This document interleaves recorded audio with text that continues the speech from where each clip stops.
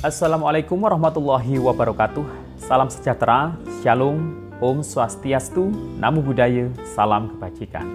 Oke sobat YouTube, dimanapun Anda berada, gimana kabar hari ini? Semoga semuanya sehat selalu dan semoga diberikan rezeki yang berlimpah. Amin. Oke, pada video kali ini kita akan menyimak bersama dan menyaksikan dan mengikuti perkembangannya juga terkait mengenai kasus yang terbaru ini ya, yakni kasus korupsi yang melibatkan salah satu menteri yang ada di pemerintahan saat ini, yakni terkait mengenai kasus korupsi BTS Bakti Kominfo. Ini kayak apa ya, bisa dibilang kayak pembangunan tower ya di daerah-daerah tertinggal. Nah, karena memang daerah tertinggal itu akses internet ya itu kan memang sulit, dan pemerintah ini sudah berniat baik ya, ini sejak lama proyeknya ini untuk membangun bagaimana di wilayah-wilayah daerah terpencil itu bisa sama-sama mengakses yang namanya internet ya.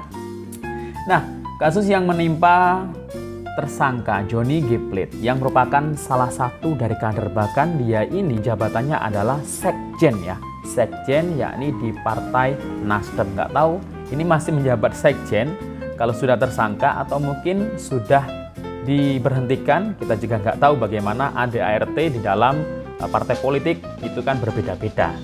Nah, kita akan menyaksikan tanggapan dari beberapa netizen ya terkait mengenai kasus Johnny G. Plate, yakni yang sudah merugikan negara itu 8 triliun ya, bahkan lebih. Anggarannya dikasih 10 triliun ya. Itu sebenarnya sekitar banyak sih, 70 triliunan, tapi yang direalisasikan ini masih 10 triliun. Namun yang dikorupsi ini dugaannya itu sekitar 8 triliun. Nah, kita saksikan beberapa tanggapan dari masyarakat terkait mengenai kasus korupsi mega proyek BTS Bakti Kominfo ini. Pelaku kejahatan korupsi kembali tertangkap. Kali ini adalah kader sekaligus sekjen Nasdem sekaligus Menkominfo.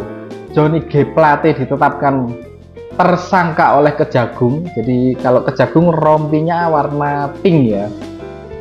Atas kasus korupsi BTS Sakti tahun anggaran 2020-2022. Saya menagih janji Surya Paloh yang akan membubarkan partai jika terlibat korupsi kadernya. Nah, sekarang gimana nih? Ini bukan masalah politis ya, bukan sama sekali, bukan karena mendekati pemilu, bukan sama sekali. Ini jauh-jauh hari sudah diselidiki oleh Kejagung, sudah diambil alih oleh Kejagung, dan tersangkanya banyak sekali sampai akhirnya menyeret Johnny G. Plate hari ini. Oke, kita tunggu Surya Paloh.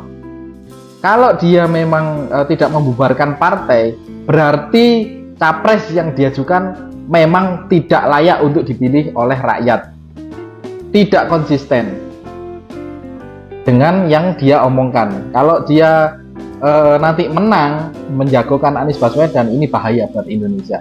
Kemudian Kejagung, saya mendorong supaya segera diperiksa Ketua Umum Nasdem ini, karena sekjen tidak bisa lepas dari Ketua Umumnya.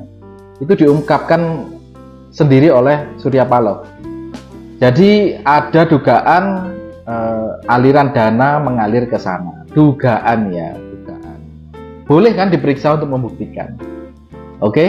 Oke, itu tadi tanggapan salah satu netizen. Ini dia juga beranggapan ada dugaan aliran dana ya, ini masih dugaan ya, karena ini mungkin dari keterangan beberapa saksi atau mungkin tersangka sendiri terkait mengenai aliran dana yang mengalir ya di mungkin kubu partainya sendiri. Ini masih dugaan ya, ini bukan merupakan tuduhan. Nah, terkait mengenai Pilpres 2024 itu si netizen tadi juga menghubungkannya juga, karena memang Partai Nasdem ini merupakan partai yang pertama kali ya mendeklarasikan salah satu bakal calon presiden yang dimana ini publik sudah mengetahuinya bahwasanya baca pres bakal calon presiden yang diusung oleh Partai Nasdem ini merupakan orang yang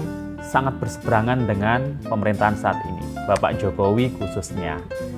Nah, ini memang beberapa pihak ini menuduh atau mungkin menganggap bahwasanya kasus yang menjerat salah satu kadernya dari Partai Nasdem ini yang kebetulan mengusung dari calon yang berseberangan dengan Bapak Jokowi, ini ada unsur politiknya. Namun di sini Bapak Mahfud MD ya ini membantahnya bahwasanya dalam kasus ini tidak ada sama sekali muatan unsur politik. Ya, di dalam kasus ini jelas-jelas sudah lama ini kasusnya dilakukan penyelidikan. Nah, baru-baru ini memang kebetulan mungkin karena kejaksaan itu menetapkan tersangka, dalam hukum itu yang pasti harus ada 2 alat bukti. Nah, mungkin baru ditemukan oleh kejaksaan 2 alat bukti. Nah, baru ditetapkan sebagai tersangka ya di sini. Dan yang sudah ditetapkan sebagai tersangka itu kalau nggak salah sekarang itu sudah terupdate ada 6 tersangka, termasuk menterinya sendiri Bapak John G. Plate ya, dan juga yang lainnya tersangkanya dari pihak swasta atau mungkin dari instansinya sendiri. Nah, uang 8 triliun itu sangat banyak sekali, nggak mungkin ya itu dimakan sendiri, pasti dibagi-bagi ke banyak orang. Ini salah satu rekor yang mungkin cukup besar sekali ya, 8 triliun ya. Buat apa ya, dibelikan bakso atau mungkin es cendol itu dapat banyak sekali. Nah, tidak hanya itu ya, ternyata dalam kasus ini, nah ini juga ada tanggapan dari, nah ini lagi-lagi ada tanggapan dari ya pihak yang berseberangan atau yang menempatkan diri sebagai koalisi dari pemerintahan yang sekarang. Nah, mungkin publik sudah banyak yang mengenal, sudah banyak yang mengetahui, yakni Bapak Profesor Amin Rais. Nah, ini ada salah satu pernyataan dari Pak Amin Rais pasca ditetapkannya Menteri Kominfo sebagai tersangka kasus BTS ini. Nah, ini menarik sekali ya kalau disimak. Ini kayak seperti ada tuduhan juga, tuduhan kepada Bapak Jokowi dan keluarganya. Nah, ini menyamakan. Nah, ini nanti silakan dinilai sendirilah bagaimana pernyataan dari Bapak Amin Rais ini. Amin Rais merespon penetapan tersangka Menkominfo yang juga Sekjen Nasdem Johnny G. Plate atas kasus pengadaan tower BTS. Ketua Majelis Ruyo Partai Umat tersebut meminta Ketua Nasdem Surya Paloh untuk tegak dan tegas berdiri. Amin Rais juga meminta Surya Paloh untuk melawan balik dan tidak bermental lembek. Mengapa kita semua pasti setuju ya, dengan korupsinya diangkat ke permukaan dan nanti akan diberikan hukuman sesuai kejahatan korupsi yang sudah dilakoninya, ini tentu kita dukung. Tapi jangan sedikit pun lupa bahwa konco-konco Jokowi, bahkan mungkin anak dan menantunya, bila ditelisik betul-betul, ternyata juga bisa dimasukkan ke kategori pelaku kejahatan korupsi. Nah, singkat kata, Pak Paloh harus tegak dan tegas berdiri. Maaf Pak, jangan bermental lembek. Ini Anda punya peran besar sekali. Nah, itu ya pernyataan salah satu tokoh nasional kita yang mungkin sudah banyak publik ketahui. Itu mulai zaman Gus Dur, itu juga berseberangan dulunya ya. Saat ini zaman Bapak Jokowi juga sangat kritis sekali terhadap pemerintahan. Nah, ini menarik ya dari pernyataan Bapak Amin Rais. Ini ya kayak seperti provokasi aja ya. Karena beliau ini meminta Bapak Surya Paloh selaku Ketua Umum Partai Nasdem itu untuk memukul balik. Nah, emangnya Bapak Jokowi ini salah apa ke Partai Nasdem? Kok suruh mukul balik oleh Ketua Umumnya? Padahal yang bermasalah tersangka ini kan sekjennya, ya. Jadi ya mereka ini masih mengaitkan dengan soal politik ya di kasus korupsi ini. Ya, terserah mereka lah mau berkata apa. Nah, Kemudian Bapak Amin Rais ini juga menyatakan ya, peristiwa hukum sekaligus politik yang menimpa Johnny G. Plate bisa jadi blessing in disguise buat bangsa Indonesia. Mengapa kita semua pasti setuju dengan korupsinya diangkat ke permukaan dan nanti akan diberikan hukuman sesuai kejahatan korupsi yang sudah dilakoninya. Oke, di sini pernyataannya ya dalam keadaan yang bagus ya, waras ya. Tapi di sini juga ada pernyataan yang cukup menarik di sini, seakan-akan kayak menuduh ini ya. Tapi jangan sedikit pun lupa bahwa konco-konco Jokowi, ini berarti teman-temannya Jokowi, yang koalisinya ya, koalisinya itu Amin Rais tadi, maaf, maksud saya itu oposisi ya. Jadi dia itu di posisinya sebagai oposisi ya.